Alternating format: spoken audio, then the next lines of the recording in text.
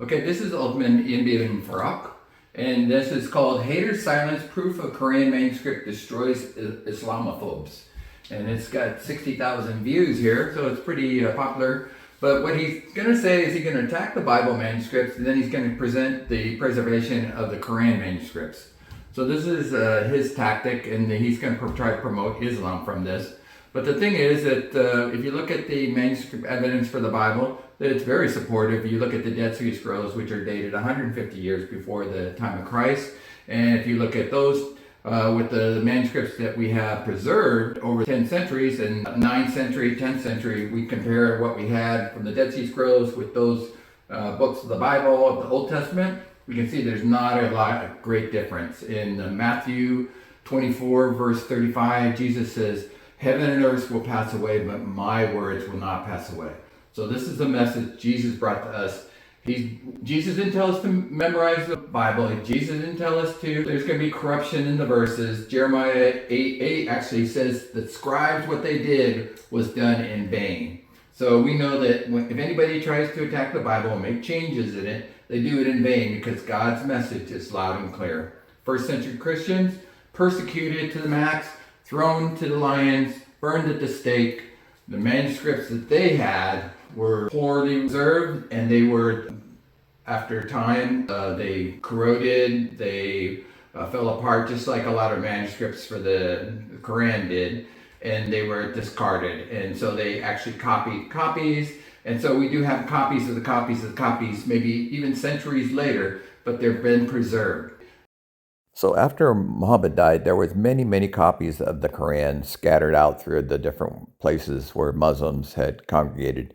And so they had to do something to standardize the Quran. So in 650, Uthman came up with the idea that we gather all the manuscripts together, see which ones are correct and which are not correct, standardize the Quran, and then burn all the ones that are not part of the Quran. They had a couple controversies about two different Sarahs, the verse of stoning, the verse of nursing men. In Sarah 33, there was controversy about whether the verses were 200 or 73. The materials were gathered for the Quran all over the place. The Battle of Yamaha had some passages that were irretrievably lost. And in another case, Muhammad's companions was aware of the text. "I searched for the Quran," Said declared, indicating that he had not expected to find all the texts of the book in the memory of any one man or written materials or in one place. The Quran was thus compiled and was a product of widespread search for what was known as the memories of many men and had been inscribed in various materials. One of those controversies is the Quran, the Final Testament by Rashid Khalifa. In his Quran, he leaves out Quran 9, 128 to 129. So in Appendix 24, the story goes, a committee of scribes finally came to Surah 9 and they put it in its proper place. One of the scribes suggested adding a couple verses to honor the prophet. The majority of the scribes agreed. Ali was outraged, but he vehemently maintained that the word of God, written down by the hand of his final prophet, must never be altered. Rashid Quran at Surah 9, there is no Bismillah at Surah 9. But there is a footnote. It says 9:1. The absence of Bismillah at this Surah is not only a profound sign that the Almighty authored the Quran, that this Surah has been tampered with.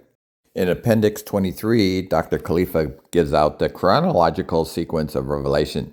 And there you can see that Surah 8 and Surah 9 are given at two different times. Each time Muhammad would recite each Surah with a Bismillah. So you can see that Surah 8 and Surah 9 must have a Bismillah. You can't leave it out. Otherwise, it shows that there's corruption in the Quran. And so with that, Rashid Khalifa actually gave his life for his Quran. Doesn't make it true, but it does show that he was serious about his Quran. In Jeremiah 23, it says, "Therefore declares the Lord, I am against the prophets who steal from one another the words supposedly from me. Yes, declares the Lord, I am against the prophets who wag their own tongues, and yet declare, the Lord declares, indeed, I am against those who prophesy false dreams, declares the Lord. Tell them they lead my people astray with their reckless lies." This is Jeremiah 23, verses 31 to 34.